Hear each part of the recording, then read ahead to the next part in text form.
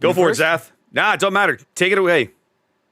All right, TSYMQ bringing back the Clawspocalypse as we have two Shimikazes. I remember they want to win this game to move on. It's a best of three, and they're up one game. So we got Yawen in a Torpedo Spec Shimikaze, not unique upgrade, and James Wu in the a very similar spec. Note that Yahweh is using the captain with the boosted survivability expert. That is um, Hmm. well, I can't remember the name off the top of my head, but anyway, there's two of them in the armory you can pick up. Mm-hmm. Definitely worth grabbing if you can. There's Druid as well with your typical kind of gun build with range. And Yeah. then we have four Clausewitzes. We've got FLS with the same build he had before. Yiqui in a Clausewitz as well with a top grade gunner. We got Panda in a Clausewitz as well with top grade gunner. And then Newly is now in a Clausewitz as well with top grade gunner and reload. So we have one reloady and spammy Clausewitz with the super HE or the HE buff, and everybody else is saying no. I actually value my concealment. It's the So we'll have it's to the see. it's the Klaus apocalypse, Zath. I love it. That's right, Clauspocalypse. You got it. All right. Them in the red here, spawning in the southwestern corner of Tears of the Desert. Medusko's Elbing, unique upgrade, and gun range there. That's interesting. Okay. Mm. Paired up with Eobard's Elbing, also running unique, but not running the gun range. He's running Fearless Brawler, so he'll get slightly better reload times. Mm-hmm. Fronted by Takbir's Lushun, Dazzle. We've been starting to see some of the Lushun players invest in Dazzle because of the way the heal on that ship works, I think. Yep. Farms is Wushta, going pure reload there. That's the element headed north. Oh, I'm sorry. Backed up by Deepest Dungeons, Rhode I was gonna say, Island. I was waiting for you to call that one out. Yeah, well, I love watching Dungeon play Rhode Island. We saw some insane, hilariously good plays out of him yesterday. At least one or two on this map alone. Now, the two ship element headed over to B. That's Fairy's Defense. We've seen them do this before. This time, as before, paired up with Bogdan's Venezia running the unique upgrade there in slot 5. Mm-hmm. Now, this is Suzuki. That's the very, name of the captain, Suzuki. there you go. Lorenzo Suzuki. Very Anyway. curious deployment here, Zath. That Druid position is the one that I'm scratching my head over right now. So the Druid is playing much like a battleship would play on this map. He's sitting there ready to go, and there he goes. He's opening up on the Lucian right now. So that's what I was going to comment on. He's in a position where he can smash whatever gets detected at the A cap, and he can do it from relative freedom because no one expects him to be there. No one expects the Lucian Inquisition, Zath. Well, they expected the Lucian was going to push, I'm sure, but yes. Eobard with torpedoes coming in, but he's got a nice convenient gap or two right here. I didn't check, Zath. Were those Shimikaze torpedoes, or everybody running 12s? Anybody running 20s? Good question. They're both running 12s. There we go. 12 is the standard torpedo for Shimikazes, considered the more competitive one. 20-kilometer torpedoes, they're relatively slow. They get spotted from space. So most people prefer the 12s. And in this tournament especially, because the radar cruisers, especially the 12-kilometer radar cruisers, are so expensive, you just don't see as many. So actually, it's a really good option for Shimikazes to run the 12s. I would say even the 8s they could try to get away with. I would say the 8s are kind of map dependent. But yeah, there are probably maps and configurations where you could get away with the 8s.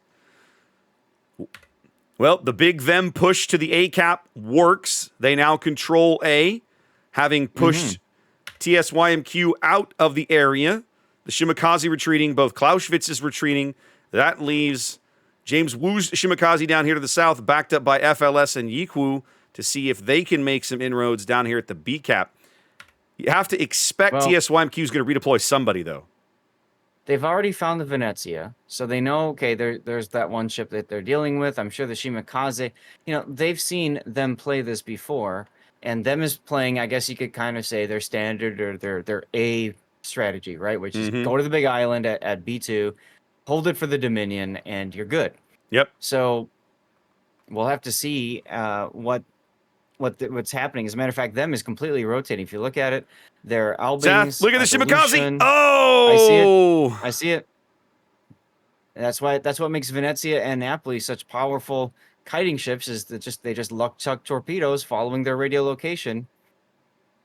But you can see that they already started rotating some of the other ships around. Actually, Lucian and it looks like Medusko is going to sit at A. They're going to see if TSYMQ tries to counter push. Meanwhile, the other Elbing and Wusta farm is rotating to B cap, knowing they're probably going to try on the other side too. Yeah, I think I like that. I think the Rhode Island position. I mean, we talk all the time about this island in B2, about how strong it is, about how it's kind of the key to the A cap. And now that them holds it, I feel like TSYMQ is going to have a hard time getting back in over here. Yes. And so that means they know they're going to need more force down south to hold B, so they're making that play. FLS's Clausewitz now beginning to open up on Bogdan's Venezia as the Shimakaze torpedoes come in up on Bogdan's stern. Is he going to take one? He's not. Right between the screws, I think. Yeah, very close. He is going to smoke up. And I love that they're bringing the Worcester radar back, knowing that the Shima is down here, the other Shima, and lurking nearby. Well, when you've got a comp like TSYMQs, right? You got to expect two Clausewitzes and a Shima on either side. Yep. And then the Druid appears wherever the Druid can go, and you saw the Druid in the middle of the map. So that makes sense. They can rotate accordingly. But the problem with trying to push is, them is able to utilize interior lines to get the ships rotated quicker. Yep. Now, they're moving in Yiku's Clausewitz. He's going to sit in the cap, deny the points, pop his Hydro up if he needs it to keep Ferry lit, and then they're going to try to farm Ferry out between Panda and looks like FLS's position down on Dover on the 8 line. Yep. So now the Elbing, I'm assuming this is Eobard. Eobard. Okay, here we go. So Farms is the one that has RPF, and you said Bogdan does. Bogdan does. So the Venezia and Worcester trying to triangulate the position of the Shimakaze as long as they can to try and see what they can do here. Now the Worcester opens up, so they know he's down here now. Right, and Ferry's defense is opening up on Panda's Clausewitz. As you can see, there's all the focus fire coming in. It just turns into a war of attrition. Who can survive longer, Ferry's defense or Yiqui's Clausewitz? Right now, my money's on the Clausewitz, but we'll see. Ferry's going to smoke, but that's just not going to do him any good. Oh, no, sorry, he's not smoking. My apologies. He is locked up on the Hydro. Here comes the Druid AP pouring in on defense as well. Right, and I was going to say, so Ferry can't smoke until that Hydro is out. So he's got to wait another 60 seconds before he can smoke. He is going to get to his next heal, but I think he's going to get to his next heal. He dodges the torpedoes. He's trying to show his bow to the Druid, which is probably the smarter play. Yiku finally starting to take some meaningful damage over here.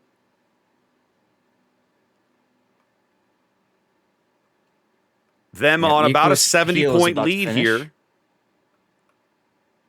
The defense's heal is about to finish. They've only got to get about another 7,000 points of damage into Ferry, and they'll get him off the board. Yiku backing up a little bit too far, perhaps? No, I think he's okay.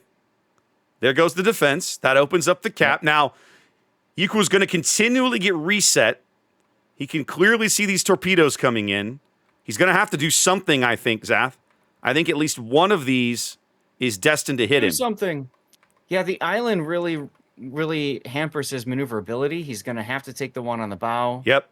And just deal with it. Now, the thing is, that's going to mean he's pretty much out. He's got 30 seconds until his next heal, or DCP. So, yeah, and heal. He's dead. Yep, one torpedo coming in there. He is burning or flooding back there. I think he's flooding. He's flooding. Yep. Took one on the bow. The flood takes him out. And then just that quickly, the Shimakaze pushes into the B cap as they had rotated the Worcester back away. I like that play. That's very aggressive from TSYMQ, but they have to stop the point gain from them. Yep. Note too that the Druid now is rotating as well. Them up about 80 points here. We're getting close to the halfway mark on the timer. I'd say this is still really anybody's game. Absolutely. Now, Elbart does not have radiolocation. He knows something's in the B cap. He's got to know it's a Shimakaze since FLS is Clausewitz's spy. So he's just going to kind of have to go for it. He does. He seems like But he's his going to. engine boost is down. Well, he seems like he's declining. He's going to troll the edge. I think what he's going to do is give the Shimakaze time to clear and then duck back in. Maybe back in. And maybe look over at the here Worship behind the coming island back. and get some cover. Yep. Yep. So the problem is Shimakaze's concealment is just so much better than the Elbing. The way that you defeat that is you get the Shimakaze to push you, and you push him straight at him full speed. Elbard's engine boost is still down for another 60 seconds. Oh no, You gotta Zaf! wait a minute before check you can do out check out the Elbing torpedo salvo. I know. I'm looking at it right now at James Wu.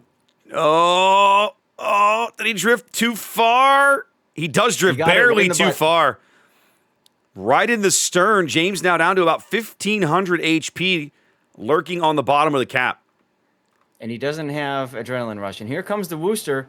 They're going to Look put at the that, radar beautiful. up. Oh, they Shooting- just shooting That blind was before the radar. That was Yeah. before. That was a blind shot based off where the torpedo based off where the hit. torpedo hit was. Brilliant play. Brilliant play. Yep. Jinx, Them give me a yep. Coke. them bags a kill, retains their lead about 130 points and holding here in game 2.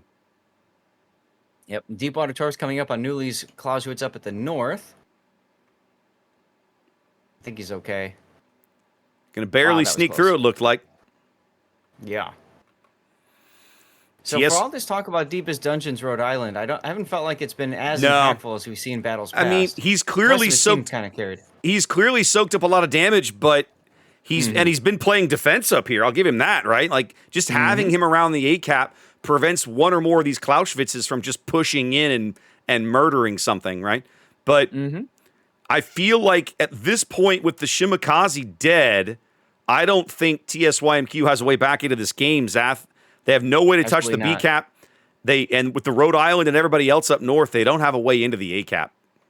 Well, and Newly is really being focused hard. He's got 45 seconds until his heal. His DCP is down for almost a minute, and he's at 3,000 hit points right now. This Elbing as AP right here should Medusa finish him off. Almost. Almost.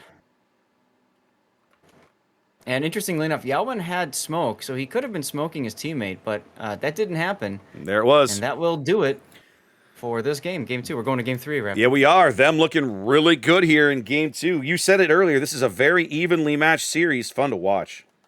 Mm-hmm.